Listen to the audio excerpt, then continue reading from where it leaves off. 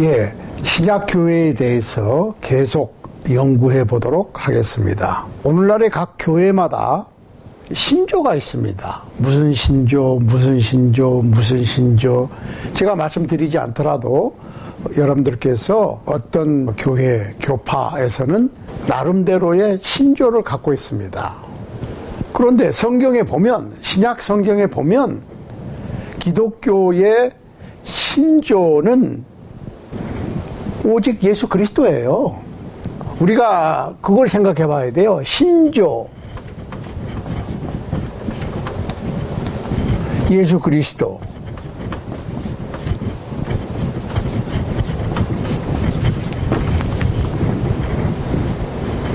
예수 그리스도만이 신약교회의 신조입니다. 신앙 고백은 예수 그리스도에 관한 겁니다. 자, 우리가 마태복음 16장 18절을 보면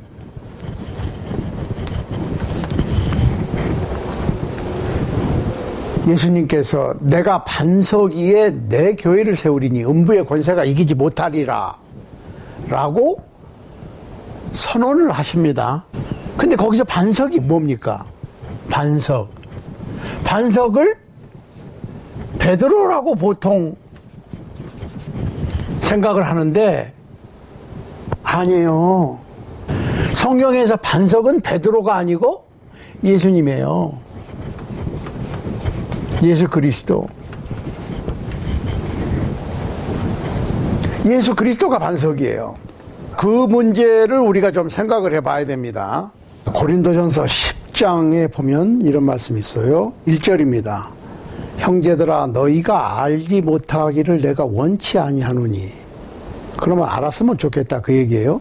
우리 조상들이 다 구름 아래 있고 바다 가운데로 지나며 모세에게 속하여 다 구름과 바다에서 세례를 받고 다 같은 신령한 식물을 먹으며 다 같은 신령한 음료를 마셨으니 이는 저희를 따르는 신령한 반석으로부터 마셨음에 그 반석은 곧 그리스도시라. 잠깐, 고린도전서 10장 1절부터 4절. 고린도전서 10장 1절로 4절에 보시면 예수 그리스도께서 반석이 되시는 거예요. 영원한 반석은 베드로가 아니고 예수 그리스도예요. 베드로가 아니에요. 예수 그리스도예요. 지금 예수님께서 마태복음 16장에서 말씀하실 때 너는 베드로라. 너는 베드로라. 반석 위에 내 교회를 세우리니.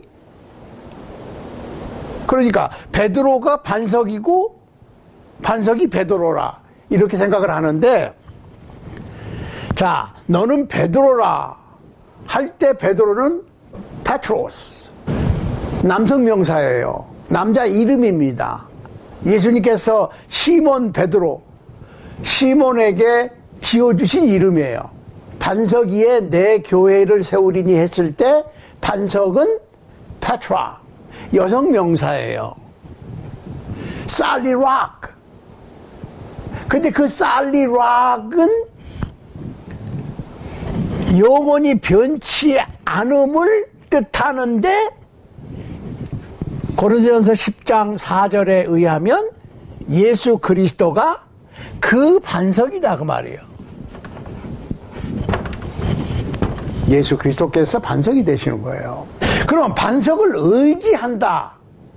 자, 예수님께서 집을 짓는데 모래 위에 집을 짓는 사람과 반석 위에 집을 짓는 사람 비유를 말씀하셨지요. 산상수훈 끝부분에 가서 그때 모래 위에 집을 지으면 폭풍이 불고 비바람이 몰아치면 모래 위에 지은 집이 부서지고 떠내려가 버려. 그런데 반석 위에 지은 집은 넘어지지 않는다. 폭풍이 불어도. 그러면 어디에다가 신앙의 집을 짓느냐? 반석가 중요한 것이라는 얘기예요. 그러니까 우리의 기독교 신앙의 기초, 반석은 예수 그리스도여야 돼. 예수님이 변치 않는 우리의 영원한 반석이 되시니까. 이해되세요? 이 반석을 지금 착각을 했기 때문에 문제가 심각해지는 거예요. 그 다음에 예수님께서 내 교회를 세우리니 라고 말씀하실 때 반석은 예수 그리스도이신데 문제는 그 예수 그리스도가 반석 되시고 영원하신 구세주, 메시아, 그리스도, 하나님의 독생자, 하나님의 본체, 곧 하나님이 인간처럼 육신을 입고 세상에 인카네이트 하신 분이라고 하는 사실을 고백하는 거예요. 그 고백이 길고 복잡하고 뭐 몇 페이지가 되고 no 뭐라고 그랬어요? 인자를 누구라 하느냐 했을 때 베드로가 용감하게 벌떡 일어나서 주는 그리스도시요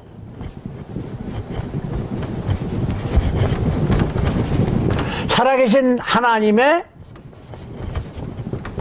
아들이십니다.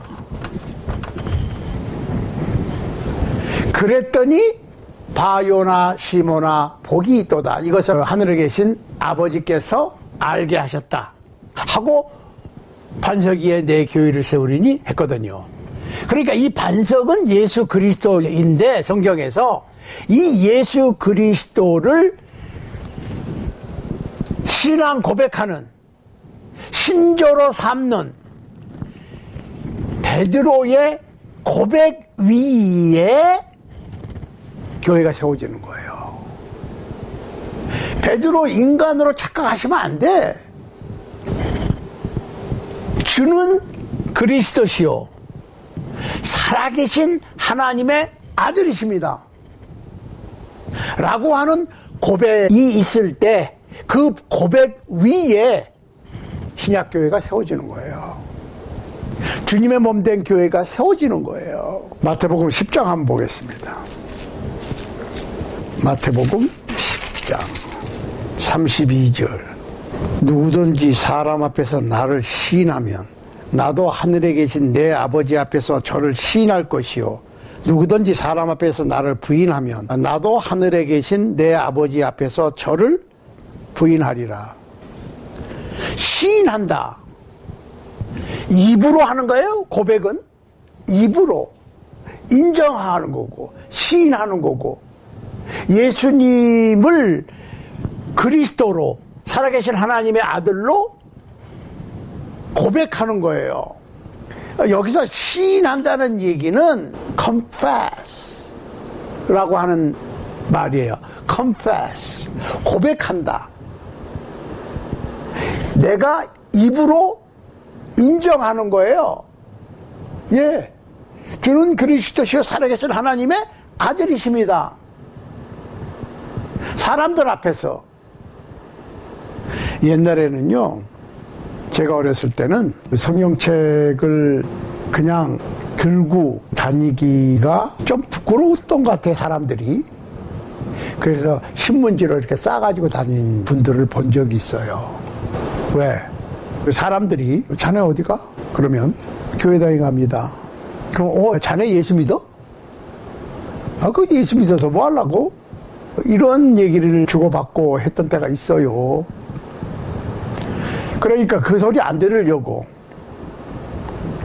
신문지로 싸가지고 다닙니다. 그거 뭐야? 어디가? 저기 어디? 저기 가. 왜?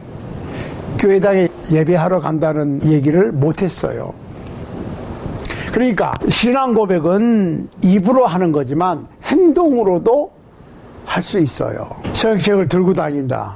그것도 일요일 아침에. 그 얘기는 무슨 얘기예요? 저 사람 교회당에 예배하러 가는구나. 아, 저 사람 예수쟁이구나, 교인이구나, 기독교인이구나, 뭐 여러 가지 표현할 수 있겠지만 다른 사람들이 봤을 때 그 사람이 성경책을 들고 다니므로 자신이 예수를 믿는 사람이라고 하는 것을 행동으로 고백하는 거예요. 그렇지만 근본적으로 고백은 입으로 하는 거예요. 입으로.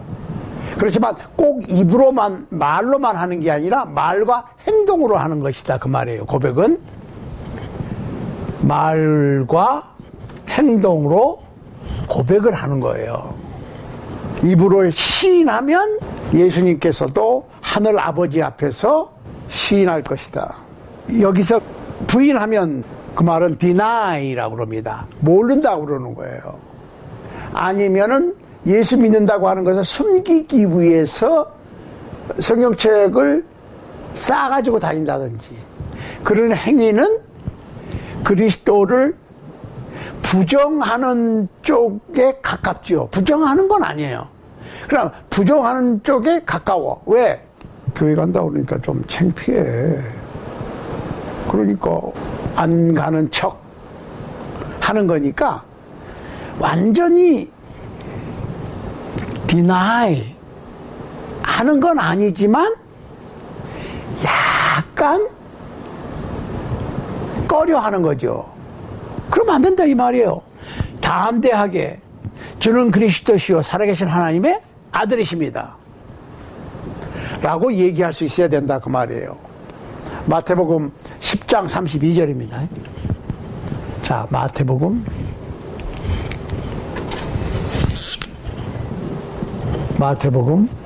10장 32절 고백을 해야 돼. 히브리서 6장 한번 보세요. 히브리서 6장 17절 18절 하나님은 약속을 기업으로 받는 자들에게 그 뜻이 변치 아니함을 충분히 나타내시려고 그 일의 맹세로 보증하셨나니 이는 하나님이 거짓말하실 수 없는 이 두 가지 변치 못할 사실을 인하여 앞에 있는 소망을 얻으려고 피하여 가는 우리로 큰 안위를 받게 하려 하심이라. 자, 예수 그리스도를 통해서 예수 그리스도 안에서 번성케 하고 약속을 받아. 하나님의 약속은 변치 않아. 하나님의 약속은 변치 않아. 그 다음에 하나님께서는 거짓말을 하실 수가 없어. 그러면 예수님께서 너희가 사람 앞에서 나를 시인하면 하나님 앞에서 시인하고 너희가 사람 앞에서 나를 부인하면 나도 너희를 하나님 앞에서 부인하겠다 라고 하는 약속은 확실하다는 겁니다. 이건 약속이에요. 그러니까 우리가 고백하는 거에는 항상 그 약속, 대가가 들어가요. 그걸 아셔야 돼. 사도행전 8장 37절에 보면 지금 사도행전 8장 37절 이 한국어 성경에는 없어요. 우리가 잘 아는 에티오피아 내시가 예루살렘에 왔다가 돌아가는 길에 이사야서를 읽고 있었어요. 이사야 선지자의 글을 읽는데 거기에 보니까 저가 사지로 가는 양과 같이 끌렸고 털 깎는 자 앞에 있는 어린 양의 잠잠함 같이 그 입을 열지 아니하였도다. 낮을 때에 공변된 판단을 받지 못하였으니 누가 가히 그 세대를 말하리요. 그 생명이 땅에서 빼앗김이로다. 이걸 읽고 있는데 전도자 빌립이 다가가서 물었어요. 당신 그 읽고 있는 글이 무슨 뜻인지 이해하십니까? 그랬더니 이 에티오피아 내시의 말이 아니 가르쳐주는 사람이 없는데 내가 어떻게 알겠습니까? 그러면서 내시가 빌립을 올라와서 이 병거에 마차에 좀 올라앉으시오. 그러면서 내시가 빌립한테 묻습니다. 아니 여기서 가르치는 사람이 이사야 자기를 얘기하는 거요. 다른 사람을 얘기하는 거예요.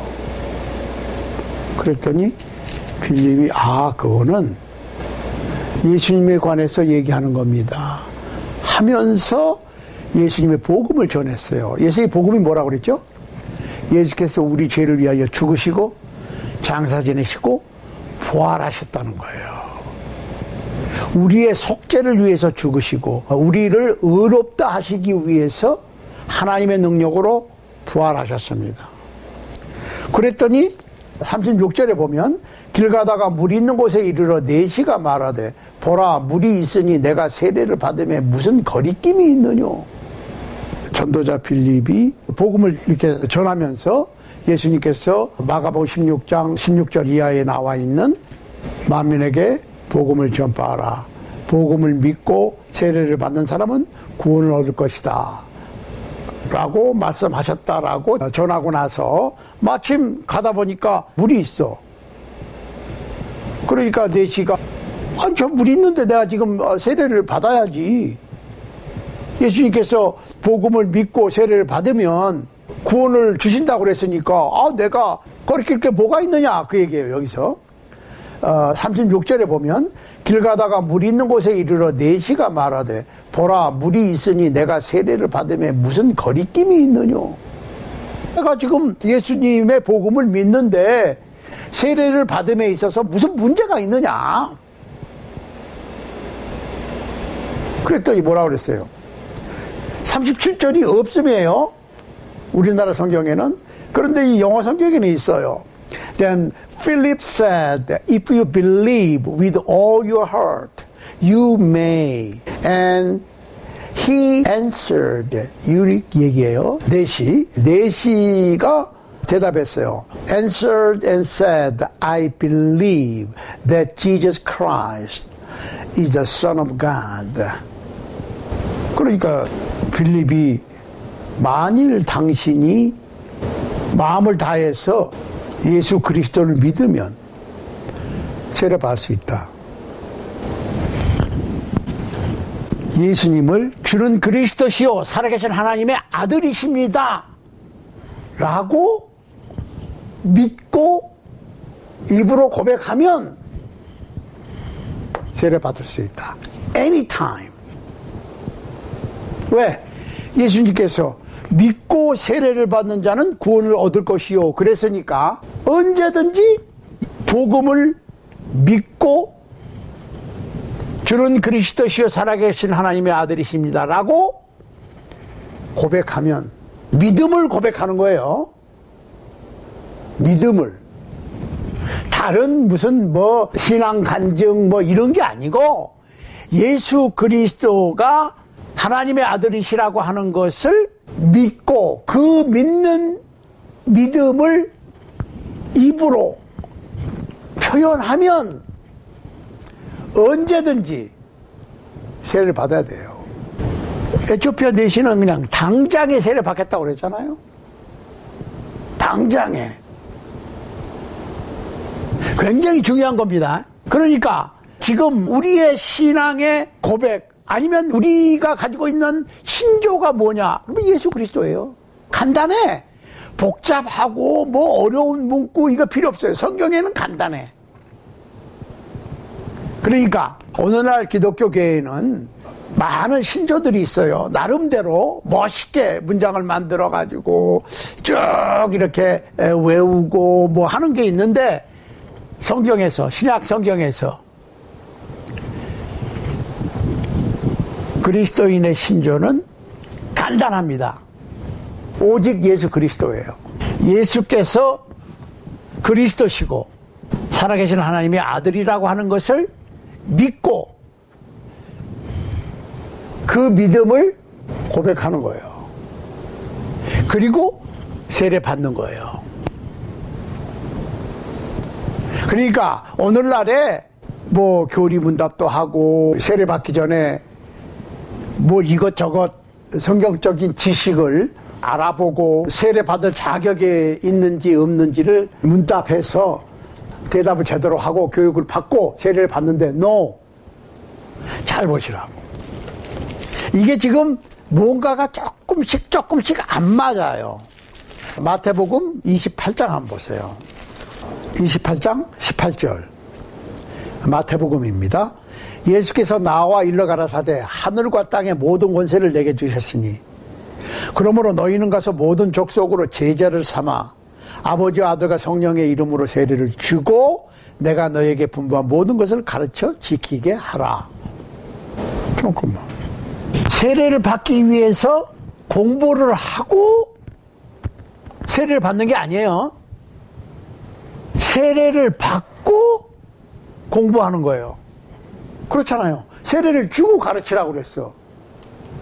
그러면 세례를 무조건 뭐 아무한테나 주는 건 아니에요. 마가복음 16장 한번 보세요. 마가복음 마지막 장입니다. 16장 15절 16절. 또 가라사대 너희는 온 천하에 다니며 만민에게 복음을 전파하라. 믿고 세례를 받는 사람은 구원을 얻을 것이요 믿지 않는 사람은 정죄를 받으리라. 자, 마태복음 28장에서는 18절로 20절에서는 세례를 주고 가르쳐라.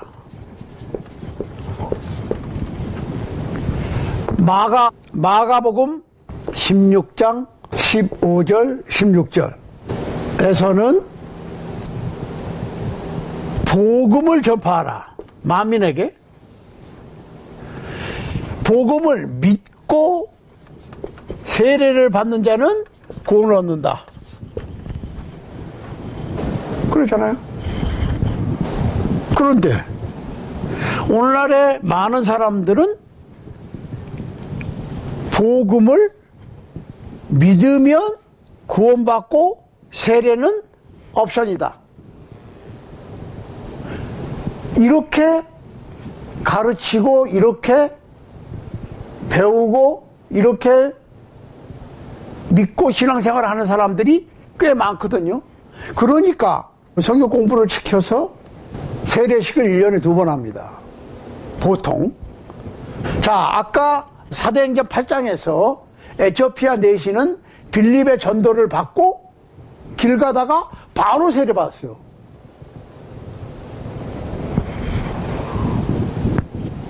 왜? 믿고 세례를 받으면 구원을 얻기 때문에 그렇습니다. 믿으면 구원받고 세례는 옵션이 아니고 믿고 세례를 받으면 구원을 받는다. 이게 원칙이에요. 그런데 믿는다고 하는 거에는 뭐가 들어가? 주는 그리스도시요 살아계신 하나님의 아들이라고 하는 고백과 세례가 들어가. 아니, 물이 무슨 효험이 있어서 죄를 씻겠어요? 순종이에요, 순종.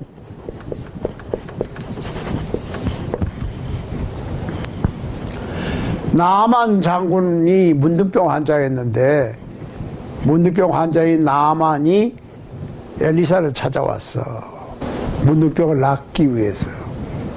그랬더니 엘리사가 거들떠보지도 않고 요단강 물에 가서 7번 씻어. 그러니까 나만이 화가 났어요. 내가 그래도 여기까지 왔으면 뭐 나와서 무슨 뭐 주문을 외던지 뭘 기도를 하든지 뭘 해가지고 시술을 해야지. 거들떠보지도 않고 사환 종을 시켜서 요단강 물에 가서 7번 씻으라고? 아니, 우리나라에 가면 좋은 물이 얼마든지 있어. 이 탁한 더러운 물에서 내가 왜 씻어? 그러고 화를 내고 돌아가려고 그랬어요. 그랬더니 나만의 부하들이, 아이고 장군님, 아니 저 하나님의 사람이 더 어려운 일을 하라고 그래도 해야 되지 않습니까? 그 요단강 물에 가서 7번 씻으라고 그러는데 뭐 한번 씻어보시죠. 그러니까 그런 얘기는 성경에 없지만 뭐 그래가지고 장군님의 문둥병이 안 나면 저 사람을 그냥 어떻게 해버리든지 그때 가서 얘기고 일단 하라는 대로 한번 해보시지요. 그래 요단강 물에 들어가서 7번 들어갔다 나왔다 하니까 문둥병이 없어지고 깨끗해졌는데 피부가 어린아이 피부같이 되었다 그랬죠. 요단강물에 묻은 경험이 있어요. 그 나아만 장군이 들어갔다 나왔다 한 요단강은 더럽습니다. 광야고 메마른 땅인데 비가 한 번씩 우기에 비가 오면 뭐 짐승들 배변 뭐 흙탕물 굉장히 탁하고 지저분해요. 그런데 그 물이 효험이 있는 게 아니죠. 순종. 이게 중요한 거예요. 순종. 주란 말이 무슨 말입니까? 로드예요. 마스터. 예수님을 주라고 생각하면 예수의 명령에 순종하는 거야. 주 예수님은 그리스도시요 살아계신 하나님의 아들이시라고 하는 확실한 믿음과 고백 그리고 순종. 그러니까 예수님을 그리스도로 하나님의 아들로 믿는 사람들의 신앙 고백과 첫 순종이 세례받는 겁니다. 세례를 받는 거예요. 예수님을 주님으로, 예수님을 그리스도로, 메시아로, 구세주로 확실하게 믿고 그 믿음을 입으로 시인하고 고백하고 세례로 순종하면 구원을 얻습니다. 이것이 신약교회의 구원론인데, 물론 어떻게 신약교회의 교인이 될 것인가. 신약교회의 교인이 된다는 얘기는 영원 구원을 얻는다는 얘기고 천국 백성이 된다는 얘기예요. 하나님의 자녀가 된다는 얘기예요. 그게 어려우면 누가 천국 백성이 되겠어요? 어떻게? 구원받기가 얼마나 어렵겠어요. 그런데 어렵지가 않아. 굉장히 복잡하게 만들어 놓은 교회도 있고, 또 너무 간단하게 하다 보니까 너무 줄여서 그냥 마음으로 믿기만 하면. 그러니까 제가 지난 시간에 말씀드렸듯이 죄인의 기도, 통곡의 의자 뭐 이런 거 있잖아요. mourner's bench, sinner's prayer. 그냥 마음으로 믿고 입으로 시인하고 기도하면 그러는데 그건 너무 간단하게 한 거예요. 여기서는 뭐예요? 주는 그리스도시요 살아계신 하나님의 아들이십니다. 복음을 듣고 믿어서 세례받으면 구원받는 거예요. 천국 백성이 되는 거예요. 하나님의 자녀가 되는 거예요.